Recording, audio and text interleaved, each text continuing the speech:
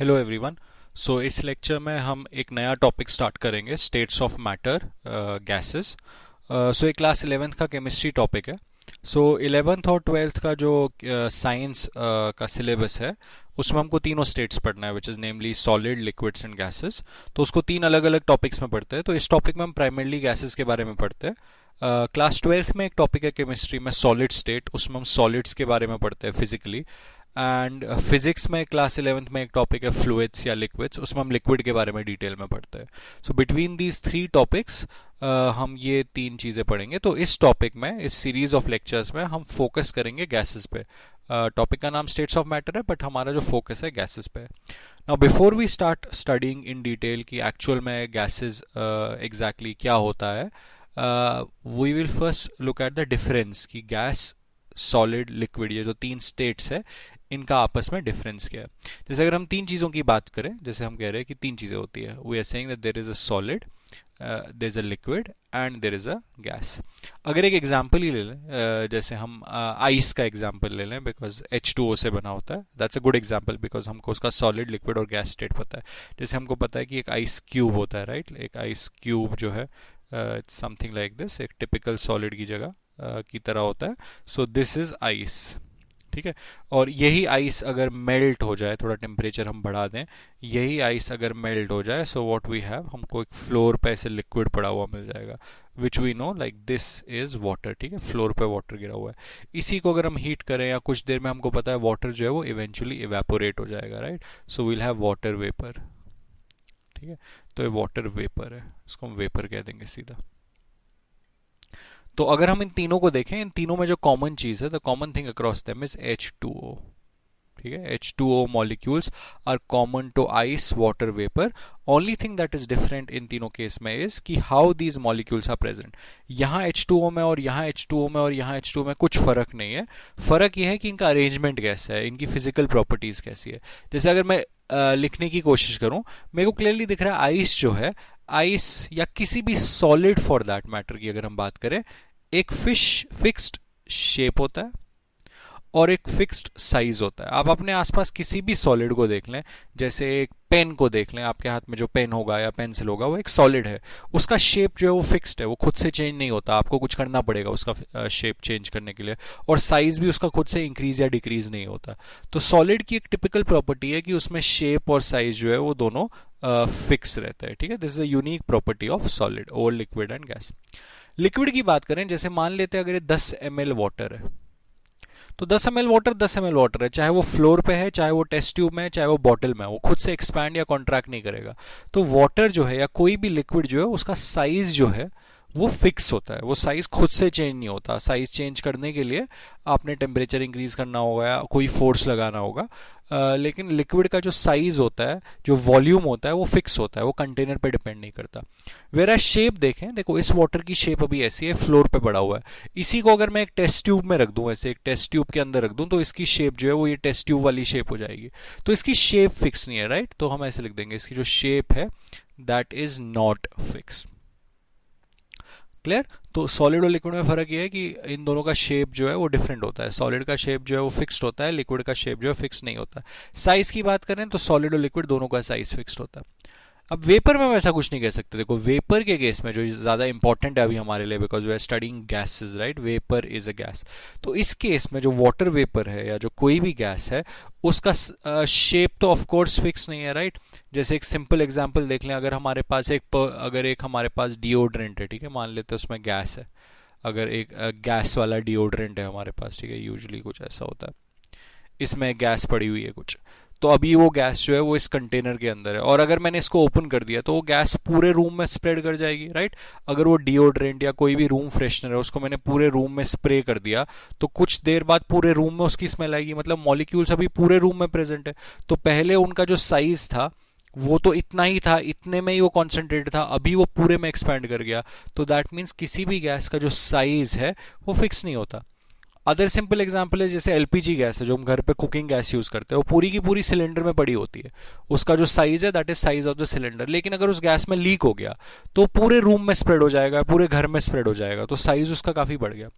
और वही शेप की भी बात है कि पहले अगर हम गैस की शेप देखें that is shape of this bottle, अगर हमने कंटेनर की शेप चेंज कर दी, बड़ा रूम इज अ कंटेनर, तो अभी उसकी शेप भी चेंज हो गई, राइट। तो हम कह सकते हैं गैस का ना तो साइज फिक्स होता है ना शेप फिक्स होता है। गैस का साइज जिस भी कंटेनर में वो प्रेजेंट है उतना साइज ले लेगा, जितनी आप उसको जगह दोगे जितना वो एक्सपैंड करेगा, और शेप भी कंटेनर पे डिपेंड है, जैसे जैसे कंटेनर चेंज होगा वैसे वैसे वो चेंज होगा। जैसे अनदर एग्जांपल इज जैसे बैलून होता है, राइट। बैलून के अंदर हम कोई ना कोई गैस होती है, अगर आप इस बैलून को कंप्रेस कर दें विदाउट रिमूविंग और एडिंग एयर टू इट, तो इस बैलून की शेप चेंज हो जाएगी ना, कुछ ऐसा हो जाएगा अगर आपने इसको कंप्रेस कर दिया, तो इसके अंदर जो गैस है उसकी भी शेप चेंज होगी। तो इसलिए हम कह रहे हैं गैस का शेप फिक्स नहीं होता, साइज फिक्स नहीं होता, जैसे जैसे आप कंटेनर का शेप साइज चेंज करोगे वो चेंज होता रहेगा, ठीक है। तो ये चीज तो हमको समझ आ गई कि सॉलिड में शेप साइज दोनों फिक्स है, लिक्विड में शेप फिक्स नहीं है, साइज फिक्स्ड है, और गैस में शेप साइज दोनों ही फिक्स नहीं है। अब इसी को थोड़ा और साइंटिफिकली या टेक्निकली पढ़ते हैं कि ऐसा क्या होना चाहिए कि शेप और साइज वेरी करे, ठीक है। तो फिर से सेम चीज करते हैं, हम कहते हैं सॉलिड लिक्विड गैस, ठीक है, सॉलिड लिक्विड गैस। तो सॉलिड में जो H2O के मॉलिक्यूल्स होंगे या जो भी मॉलिक्यूल्स होंगे या एटम्स होंगे which result in a solid, तो हम कह रहे हो मॉलिक्यूल्स कुछ ऐसे, देखो कुछ ऐसे प्रेजेंट है मॉलिक्यूल्स एक फिक्स्ड अरेंजमेंट में। फिक्स्ड अरेंजमेंट इसलिए बिकॉज अरेंजमेंट चेंज नहीं हो रहा, अगर अरेंजमेंट चेंज हो गया तो उसका मतलब तो यही हो गया ना, शेप चेंज हो रही है।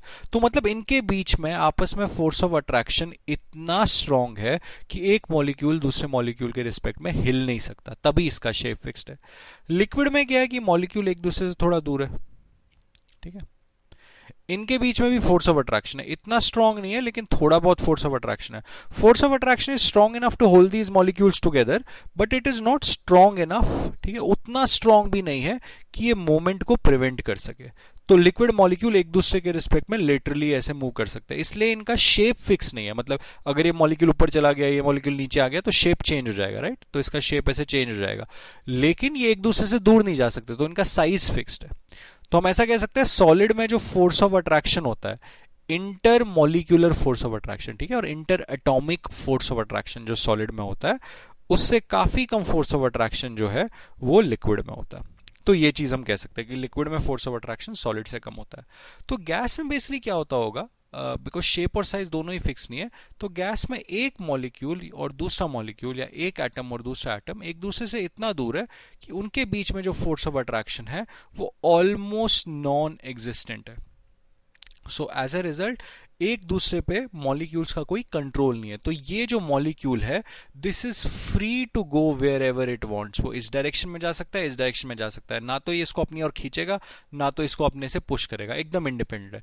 Because molecules can go wherever they want, as a result molecules can take whatever shape और size they want to take. जितना भी बड़ा कंटेनर है उतना ही फैलते जाएंगे, तो इसीलिए गैस का ना शेप और ना साइज फिक्स्ड होता है। तो उसका भी रीजन ये होगा बेसिकली गैस का जो फोर्स ऑफ अट्रैक्शन है वो तो लिक्विड से भी काफी कम होता है, ठीक है। सो एक फंडामेंटल प्रॉपर्टी जो गैस के लिए ट्रू है वो ये है कि force of attraction among molecules जो होता है वो ऑलमोस्ट जीरो होता है, ना के बराबर होता है। एग्जैक्टली जीरो नहीं होता लेकिन ऑलमोस्ट ना के बराबर होता है। तो ये सबसे इंपॉर्टेंट प्रॉपर्टी है, ठीक है, गैस की सबसे इंपॉर्टेंट प्रॉपर्टी है। गैस की जितनी भी प्रॉपर्टीज होती है they are basically a result of this fundamental property that force of attraction among gas molecules is almost zero. Hence it doesn't have a fixed shape, hence it doesn't have a fixed size, and there are other results as well, ठीक है। तो ये चीज अभी हम clear कर लेते हैं कि गैस में फोर्स ऑफ अट्रैक्शन जो है वो ऑलमोस्ट जीरो होता है। तो अभी देख लेते हैं कि इसका इंप्लीकेशन क्या होगा, और उसी इंप्लीकेशन के चक्कर में हम फिर ये देख लेंगे बाकी प्रॉपर्टीज क्या होती है, ठीक है। तो हम कह रहे हैं, तो अभी तक हमने एक चीज यहां मैं लिख लेता हूं, अभी तक जो हमको एक चीज गैस के बारे में जो पहली चीज पता लग गई वो ये है कि फोर्स ऑफ अट्रैक्शन जो है वो ऑलमोस्ट जीरो है, ठीक है। तो इसका मतलब एक ये भी हो गया कि मॉलिक्यूल्स जो है वो एक दूसरे से काफी दूर होते हैं। मतलब अगर एक गैस का मॉलिक्यूल ये है, दूसरा गैस का मॉलिक्यूल ये है, तो ये एक दूसरे से काफी दूर है, ठीक है। इस डिस्टेंस को मैं d कह देता हूं, ये एक दूसरे से काफी दूर है। और गैस मॉलिक्यूल को अगर हम स्फेरिकल अज्यूम कर लें तो मैं कह रहा हूं इसका देखो गैस मॉलिक्यूल का भी अपना एक रेडियस होगा, राइट, ये साइज ऑफ मॉलिक्यूल को रिप्रेजेंट कर रहा है। तो गैस में ये चीज ट्रू है, राइट? गैस में हम ऐसा कह सकते हैं based on this observation, I can say that in a gas जो सेपरेशन बिटवीन मॉलिक्यूल्स है, इंटर मॉलिक्यूलर सेपरेशन कह सकते हैं, ठीक है इसको, separation between molecules, inter molecular separation, ठीक है, distance, average distance between molecules is significantly larger than जो मॉलिक्यूल्स का अपना साइज है, ठीक है? तो मॉलिक्यूल्स के बीच में जो स्पेसिंग है that is much more than the size of molecules. This is true for gas, this is not true for solid. Solid में कुछ ऐसा होता है, ठीक है? सॉलिड में अगर मैं देख लूं, सॉलिड में मॉलिक्यूल्स कुछ ऐसे होता है, एक मॉलिक्यूल इधर है, दूसरा मॉलिक्यूल इधर है, तीसरा मॉलिक्यूल इधर है, ऐसा एकदम टाइटली पैक्ड होता है, ऐसा होता है सॉलिड कुछ। इसीलिए आमतौर पे आप देखोगे सॉलिड जो होता है हाई डेंसिटी होता है, राइट? सॉलिड जो होता है वो भारी भी होता है ना? मतलब जितना आपके सामने कोई भी सॉलिड चीज रखी हुई है, आपके सामने आपका मोबाइल रखा हुआ है या लैपटॉप रखा हुआ है, उसका जो वेट है वो काफी ज्यादा है एज कंपेयर टू जो आपके सामने हवा रखी है, राइट? हवा जो आपके सामने हो तो काफी हल्की है, इसलिए आप उसके थ्रू अपने हाथ को ऐसे मूव कर सकते हो, अपने लैपटॉप के अंदर से अपने हाथ को मूव नहीं कर सकते ना। तो उसका रीजन ये है बिकॉज गैस की डेंसिटी बहुत कम होती है। डेंसिटी कम क्यों होती है? बिकॉज मॉलिक्यूल एक दूसरे से बहुत दूर है, ठीक है?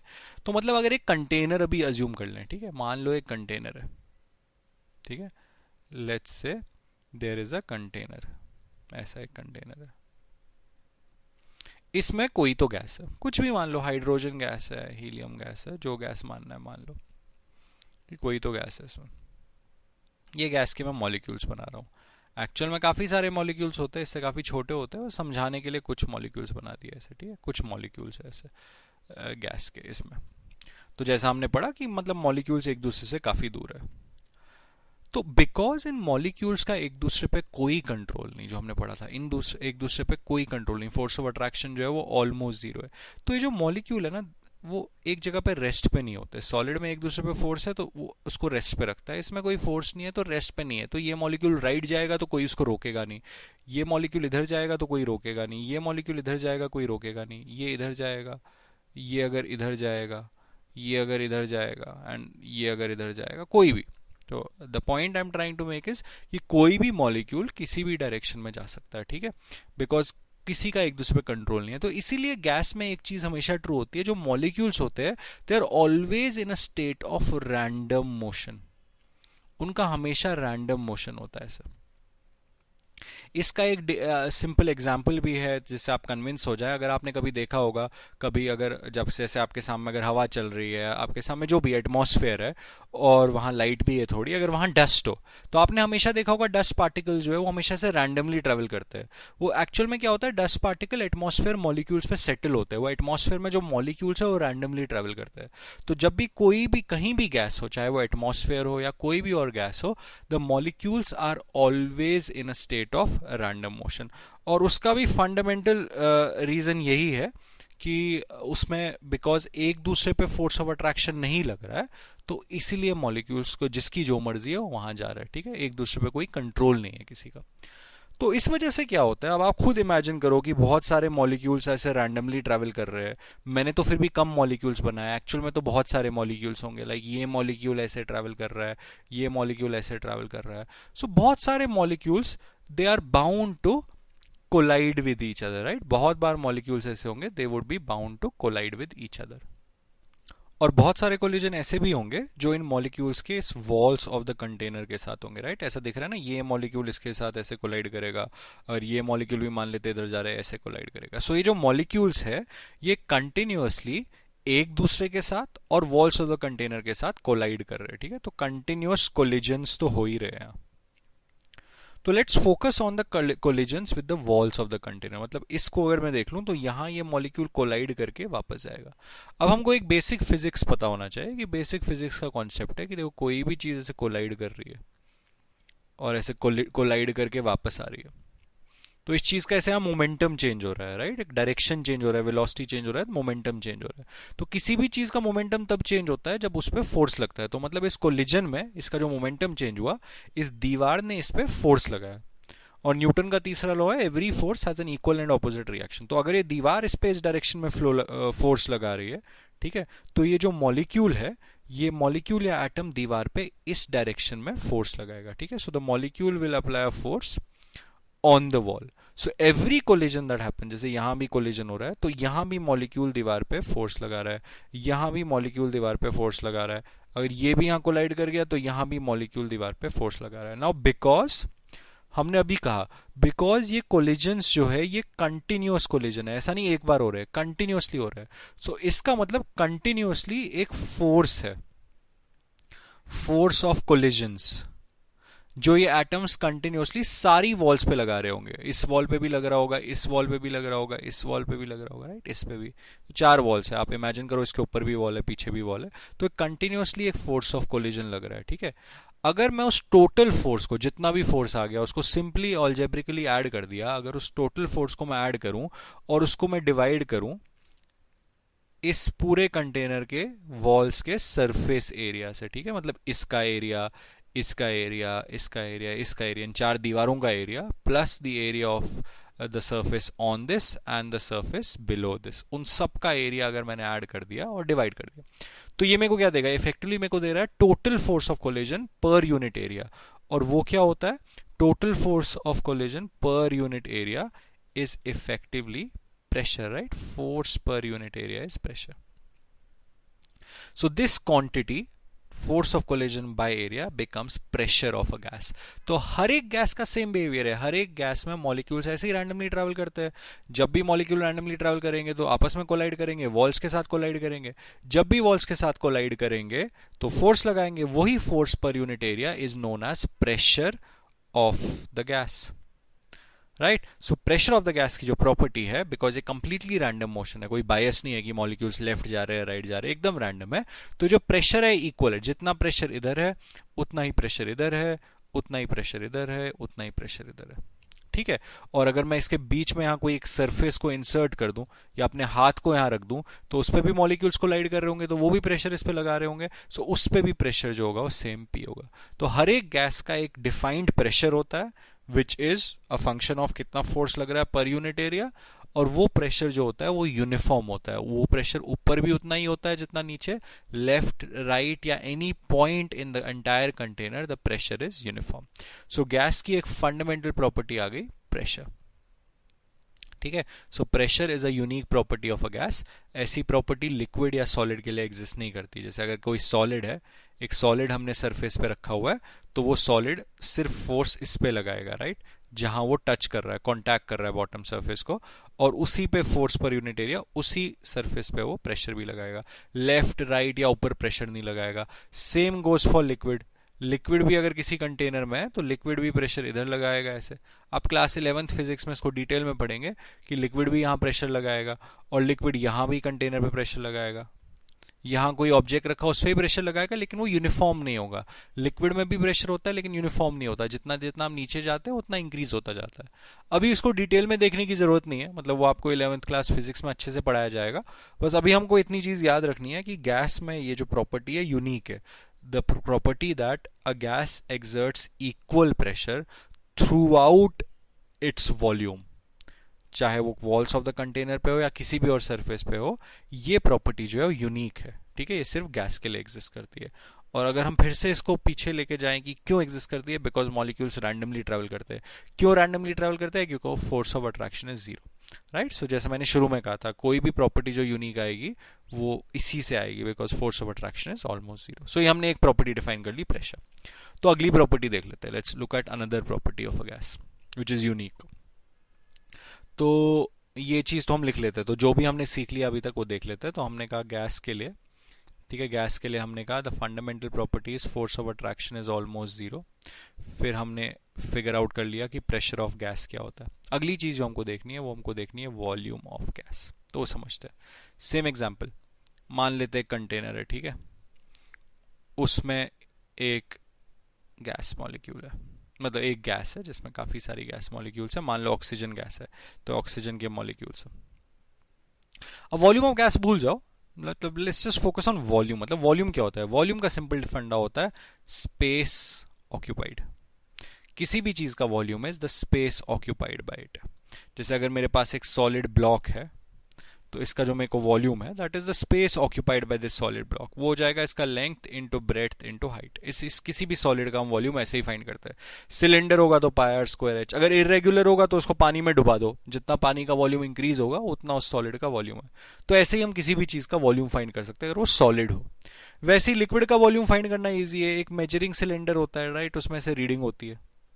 आप लिक्विड को इसमें पोर कर दो, लिक्विड को आपने इसमें डाल दिया ऐसे, ठीक है, आपने एक लिक्विड को इसमें डाल दिया और लिक्विड अगर इधर तक आ गया तो जितनी भी ये रीडिंग है वो इसका वॉल्यूम है। तो सॉलिड का वॉल्यूम सीधा ऐसे मेजर करते हैं, इरेगुलर है तो पानी में डुबा के देखते हैं, लिक्विड का वॉल्यूम मेजरिंग सिलेंडर में देखते हैं। गैस का देख लेते हैं।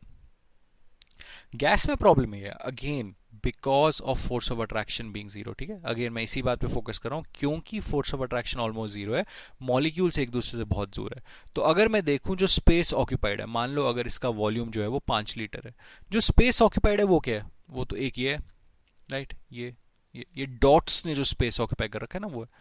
तो ये एक दूसरे से इतना दूर है, मतलब मोस्ट ऑफ द गैस जो है वो तो एम्प्टी स्पेस ही है ना। मतलब मोस्ट ऑफ द गैस अगर मैं देखूं, जैसे अगर मैं कोई और कलर यूज करूं टू रिप्रेजेंट दिस, ठीक है, if I look at most of the gas तो बस ये एम्प्टी स्पेस है, ऐसे जस्ट एम्प्टी स्पेस जिसमें थोड़े बहुत जो है मॉलिक्यूल्स प्रेजेंट है, ठीक है, there are these molecules that are present in this empty space. तो जो space occupied by gas molecules is basically जो वॉल्यूम, ये जो ऑरेंज ब्राउन कलर ऑक्यूपाई कर रहा है वो अगर आप देखोगे बहुत कम है ना, मतलब पूरा 5 लीटर है तो कितना होगा, तो बहुत कम होगा, कुछ ऐसा होगा 0.01 लीटर, कुछ ऐसा होगा। Space actually occupied by the gases 0.01 litre या 0.02 लीटर, मैं ऐसे ही लिख रहा हूँ, मतलब बहुत कम होगा because most of this container is just empty space. तो इसलिए अगर हम गैस का वॉल्यूम ऐसे डिफाइन करेंगे, volume of a gas is space occupied by the gas, जैसे सॉलिड लिक्विड का किया, तो हर बार ऐसा छोटा आंसर आएगा। तो इसे हम डेफिनेशन थोड़ा चेंज कर देते हैं बिकॉज हर बार इतना छोटा आंसर, और इसको कैलकुलेट करना भी बहुत मुश्किल है ना। आप एक एक मॉलिक्यूल को पकड़ के वॉल्यूम थोड़ी फाइंड करोगे और फिर देखोगे कितने मॉलिक्यूल है। तो हम डेफिनेशन चेंज कर देते हैं, हम कहते हैं volume of gas is not space occupied, volume of gas is space available, ठीक है, पूरा लिख देता हूं, space available for free random motion. This is definition of volume of a gas, space available for free random motion. Like because हमने क्या पढ़ा था, हमने कहा था मॉलिक्यूल्स तो है, ठीक है, इनका वॉल्यूम बहुत कम है, लेकिन ये रेस्ट पे नहीं है, रैंडमली ट्रैवल कर रहे हैं, ऐसे हर डायरेक्शन में ट्रैवल कर रहे हैं। तो अगर ये हर डायरेक्शन में ट्रैवल कर रहे हैं तो what is the space available to them, space तो इनके पास पूरा अवेलेबल है, इस कंटेनर में कहीं भी जाओ तो space available to them is 5 litres, right. So हम कह देंगे volume of the gas based on this definition is space available, space available is पूरा कंटेनर, राइट। तो क्या हो गया, 5 लीटर। लेकिन अब इसमें एक चीज गलत है। अब अगर आप किसी भी एक मॉलिक्यूल पे फोकस करो, मान लो इस पे फोकस करो, हम कह रहे हैं volume of the gas is space available to this molecule. तो एक्चुअल में अगर देखा जाए इस मॉलिक्यूल के पास पूरा 5 लीटर तो अवेलेबल नहीं है फ्री मोशन के लिए, बिकॉज ये मॉलिक्यूल ऐसा नहीं कहीं भी जा सकता है इस पूरे कंटेनर में। जैसे फॉर एग्जांपल ये मॉलिक्यूल यहां तो नहीं जा सकता बिकॉज यहां ऑलरेडी दूसरा मॉलिक्यूल प्रेजेंट है, यहां भी नहीं जा सकता। तो space available to any molecule is not the entire container, it is basically the empty space of the entire container. मतलब अगर इस एग्जांपल में देख लें, it is basically 5 litre minus 0.01 litre.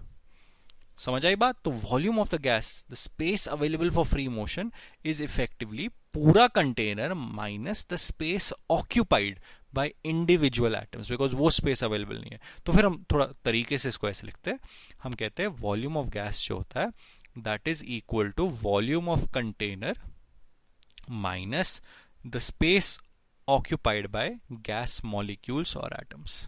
ये एंड ये जो चीज है space occupied by gas molecule, ये बहुत कम होता है, तो हम कहते हैं effectively this is volume of container. तो for all approximations, for all calculation, जब भी हमसे पूछा जाए वॉल्यूम ऑफ गैस कितना है, हम कह देंगे जो भी कंटेनर का वॉल्यूम है वो वॉल्यूम ऑफ गैस है। जैसे अगर हमारे घर पे एलपीजी सिलेंडर प्रेजेंट है, राइट, और हमसे पूछा है कुकिंग सिलेंडर, जो कुकिंग गैस होता है ना, वो पड़ा है हमारे घर पे, हमसे पूछा है कि जितना भी इसमें गैस है उसका वॉल्यूम कितना है, तो हमको उस गैस का टेंशन नहीं लेना, हमको बस सिलेंडर का टेंशन लेना है कि सिलेंडर का वॉल्यूम कितना है, जितना भी सिलेंडर का वॉल्यूम है वो उस गैस का वॉल्यूम है। तो आई होप हमको समझ आ गया कि क्या होता है, तो पहली बात, वॉल्यूम ऑफ अ गैस के लिए हमने डेफिनेशन थोड़ा सा चेंज कर दिया। हमने कहा it is space available for free random motion, and based on that हमको रियलाइज हुआ कि volume of the gas is simply volume of the container it is present in, ठीक है, अप्रोक्सीमेटली। तो जैसे अभी हम इसको देख लें, जैसे अगर मैं इसकी वॉल को मूव कर दूं, ठीक है, मतलब अगर मैं इस कंटेनर को थोड़ा बड़ा कर दूं ऐसे, तो ये मान लो, ये मान लो 3 लीटर है, और इसको मैं डिस्ट्रॉय कर दूं, ठीक है, मतलब I can actually erase this, मतलब ऐसा करने की ज़रूरत नहीं है मेरे को, इसको मैं ऐसे हटा दूं ऐसे, ठीक है, ये पार्टीशन मैंने हटा दिया, तो अभी ये क्या हो गया, 5 लीटर प्लस 3 लीटर। तो सेम गैस, देखो गैस चेंज नहीं हुई, गैस के मॉलिक्यूल चेंज नहीं हुए, लेकिन फ्री मोशन है। जो भी मॉलिक्यूल यहाँ इसको हिट करने वाला था वॉल को, वो तो अब सीधा जाएगा, पूरे में फैल जाएगा। सो अभी इसी गैस का वॉल्यूम जो 5 लीटर था, that is now approximately become 8 litre, ठीक है। तो जब भी गैस का वॉल्यूम पूछा गया है, तो हमने कुछ नहीं सोचना, हमने बस देखना है कि कंटेनर का वॉल्यूम कितना है, जो भी कंटेनर का वॉल्यूम है वो वॉल्यूम है। तो हमको दो चीजें समझ आ गई, pressure of a gas, volume of a gas. तो अगली चीज देख लेते हैं, अगली जो प्रॉपर्टी है गैस की, वो थोड़ी ऑब्वियस प्रॉपर्टीज है। अगली property of a gas is simply, जो हमको पता होना चाहिए, temperature and quantity, like how do we measure quantity of gas. So temperature of gas भी स्ट्रेट फॉरवर्ड है। जैसे अगर कोई भी कंटेनर है, इसमें कोई भी गैस है, तो जो भी इस कंटेनर का टेम्परेचर है, मतलब अगर इस कंटेनर में मैंने एक थर्मोमीटर रख दिया, ठीक है, मान लेते हैं थर्मोमीटर है, जो भी इसकी रीडिंग है, जैसे इसकी रीडिंग अगर 40 डिग्री सेल्सियस है, what ever is the reading, तो हम कह देंगे गैस का टेम्परेचर जो है 40 डिग्री है। सो temperature of a gas is essentially temperature of the container it is present in. जैसे जिस रूम में मैं बैठा हुआ हूँ, मेरे को ऐसा लग रहा है इस रूम का टेम्परेचर अभी 15 डिग्री सेल्सियस है, तो इस रूम में जितना भी गैस है, से उस गैस का टेम्परेचर इज 15 डिग्री सेल्सियस। अब टेम्परेचर में एक चीज ध्यान रखनी है हमने, पूरा साइंस में, नॉट जस्ट केमिस्ट्री, टेम्परेचर की बात हम जब भी करते हैं, we always talk of temperature in kelvin. Kelvin जो है वो टेम्परेचर का एसआई यूनिट है, स्टैंडर्ड यूनिट, और बहुत सिंपल कन्वर्जन है, तो ये चीज हम याद रखेंगे। Temperature in kelvin is temperature in degree Celsius plus 273, ठीक है। प्लस 273 क्यों है वो मैं आपको बाद में बताऊंगा, अभी हम इस चीज को याद रख लेते हैं। Temperature in kelvin is temperature in degree Celsius plus 273। So 40 degree Celsius का मतलब हो गया, अगर मैं इसकी बात केल्विन में करूं, वो हो गया 313 केल्विन, ठीक है, सिंबल इज के। सो टेम्परेचर की यूजुअली बात केल्विन में होगी। रही बात क्वांटिटी, क्वांटिटी हम जैसे मोल कॉन्सेप्ट में पढ़ा, quantity will always talk in terms of moles. तो क्वांटिटी का सिंबल, जो मोल्स का सिंबल है N, will always say quantity of gas, moles of gas is जितना भी इन मॉलिक्यूल्स का मास ऑफ गैस है डिवाइडेड बाय मोलर मास, ठीक है। तो ये रही बात मोल्स की, और ये रही बात टेम्परेचर की। So before wrapping this up, हमने जो 4 चीजें डिस्कस करी, हमने 4 चीजें डिस्कस करी about a gas, that is we discussed pressure, volume, temperature and quantity. So pressure के यूनिट्स बहुत होते हैं, pressure is force per unit area, तो pressure is usually newton per metre square, ठीक है। लेकिन इस टॉपिक में we look at pressure as the common unit would be ATM, ठीक है। एटीएम बेसिकली क्या होता है, 1 ATM is basically pressure of atmosphere. Atmosphere भी गैस है, वो भी प्रेशर लगाएगा। It is the pressure of atmosphere at sea level. मतलब अगर आप ये वीडियो मुंबई से देख रहे हैं या चेन्नई से देख रहे हैं तो इतना प्रेशर होगा, लेकिन अगर आप ये वीडियो मान लो कश्मीर में देख रहे हो, तो कश्मीर में ऑल्टीट्यूड थोड़ा ज़्यादा होता है, थोड़ा हाइट ज़्यादा है उस एरिया का, तो वहाँ प्रेशर 1 एटीएम से थोड़ा कम होगा। So 1 ATM pressure is the pressure exerted by atmosphere at sea level, ठीक है। तो 1 एटीएम की अगर हम बात करें, 1 ATM is approximately 1.013 into 10⁵ Newton per metre square, जो उसका एसआई यूनिट है, ठीक है। इसको हम पास्कल कहते हैं। तो इस टॉपिक में कॉमनली हम इसको यूज करेंगे। एक और तरीका होता है, that is 760 mm of mercury, वो भी 1 एटीएम के बराबर होता है, ठीक है। ये पता होना चाहिए, ये क्लास 8-9 में बताया जाता है कि 760 mm मर्करी कैसे आता है, but I have observe that most of the students in class 11th इसके बारे में अनअवेयर होते हैं, बिकॉज उनको क्लासेस अपनी जूनियर क्लास में अच्छे से नहीं बताया होता। तो I will make a separate video for this कि 760 mm ऑफ मर्करी का मतलब क्या होता है। लेकिन right now 760 mm mercury means 1 ATM pressure, मतलब इसको हमने ऐसे रीड करना है, जैसे अगर मैं बोलूँ प्रेशर जो है वो 0.1 एटीएम है, ठीक है, प्रेशर इज 0.1 एटीएम, तो मैं ऐसा भी कह सकता हूं प्रेशर इज 76 mm। अगर मैं ऐसा कह दूं pressure is 0.5 atm, pressure 1 atm का हाफ हो गया, तो प्रेशर 760 atm का भी हाफ हो गया, दैट इज 380 mm। ठीक है, तो अभी हम ये बात याद रखेंगे। 760 mm mercury, Hg is the symbol of mercury, वो कहाँ से आता है वो हम देख लेंगे, वो एक डिफरेंट लेक्चर में उसके लिए बाद में क्रिएट करूंगा। वॉल्यूम की अगर हम बात करें, वॉल्यूम जो है अगेन स्टैंडर्ड यूनिट तो आई होप सबको पता है, वॉल्यूम का standard unit is metre cube. लेकिन अगेन इस टॉपिक में वॉल्यूम की जब बात होगी वो यूजुअली लीटर में होगी, बिकॉज केमिस्ट्री लैब में यूजुअली इतने बड़े कंटेनर्स नहीं होते कि हमको मीटर क्यूब यूज करना पड़े। Temperature already told you kelvin, और एन तो क्वांटिटी है, quantity is always measured in moles. तो these are the common units that will be using for pressure, volume, temperature and moles. तो these four are the fundamental quantities of a gas. ठीक है, किसी भी gas की fundamental properties या quantities होती है। तो अगला सेक्शन जो है इस टॉपिक का, so this lecture is all about introducing what a gas is और उसकी properties. So next section will focus on relationship between these properties, how are these properties dependent on each other. मतलब अगर मैं temperature बढ़ा दूं तो volume के साथ क्या होगा, इंक्रीज होगा, डिक्रीज होगा। अगर मैं प्रेशर बढ़ा दूं तो टेम्परेचर क्या होगा, इंक्रीज, डिक्रीज। अगर मैं वॉल्यूम कम करूं, so what should happen to the pressure, and what happens to these three अगर मैंने क्वांटिटी बढ़ा दी। तो basically how these four quantities are linked to each other. तो अगला section which is the gas laws और आइडियल गैस लॉज, उसमें हम इसी चीज पे फोकस करेंगे। So until my next lecture, good bye.